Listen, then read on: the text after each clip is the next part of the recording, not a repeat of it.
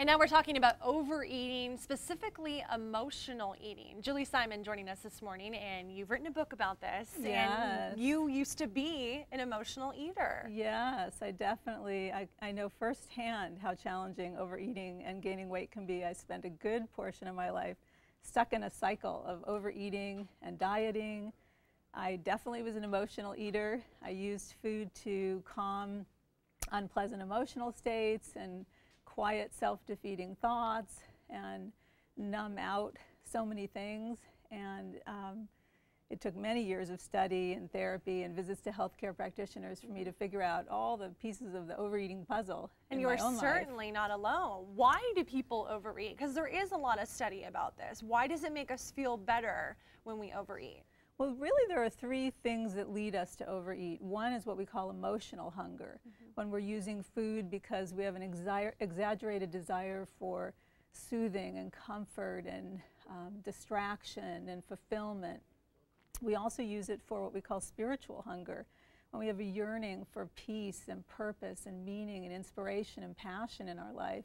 And then we also turn to food when our body is imbalanced. So we're overeating because we have, so many imbalances going on in our body. It's leading to cravings and overeating and weight gain. What has been the secret to you curbing that and not overeating now? And I know you've talked a lot about this in your book, and you're trying to help people now so that they don't do this. Yes, well, the secret has been to address those three areas: the emotional hunger, the spiritual hunger, and the body imbalance. Because most weight loss programs and diet books focus exclusively on diet, what you put in your mouth, calories in, calories out, and exercise regimens.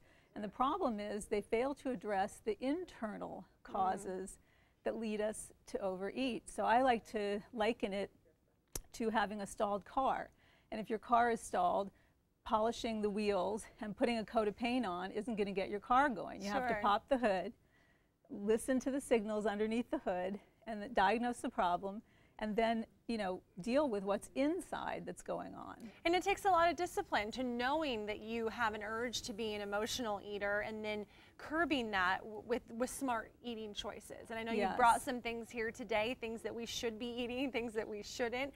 I take it this is the area that we should not be eating. Well, typically when we have emotional hunger, we're going to go for the kind of foods that hijack our brain chemicals quickly. Carbs, sugar, things with sugar, fat, and salt. We call them the hyper palatable foods. We're going to go for those foods because they hijack our brain chemicals. They give us blissful feelings. Okay, and those kind of foods are going to be things like refined, processed carbs. We've got candy over there. We've got pastries, and then also drinks, beverages like coffee and Coca-Cola, will hijack our brain chemicals and make us feel better. So we're going to turn to those foods usually when we're emotionally eating.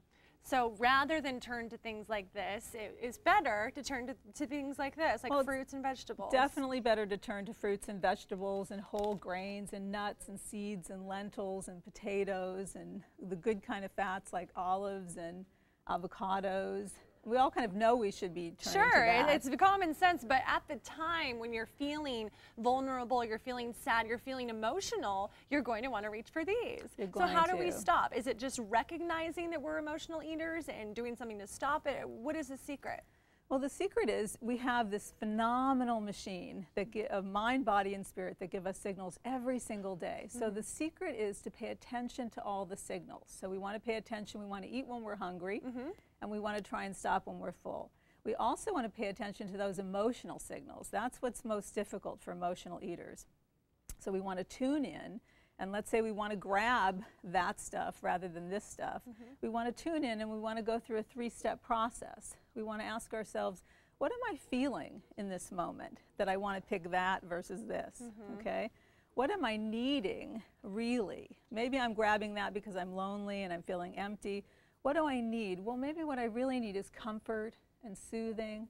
And then the third step, what am I feeling? What am I needing? The third step is access this inner nourishing voice. This is a critical piece for emotional eaters. Develop an inner nourishing voice that can address those non-food needs. And sometimes it's as easy as just picking up a book and getting some help and getting some guidance. The Emotional Eaters Repair Manual. Julie Simon, thank you so much for coming today. Thank you for having me. I know that a lot of people go through the same exact thing, so pick up her book and it can help you out. Thank you so much. Thank you.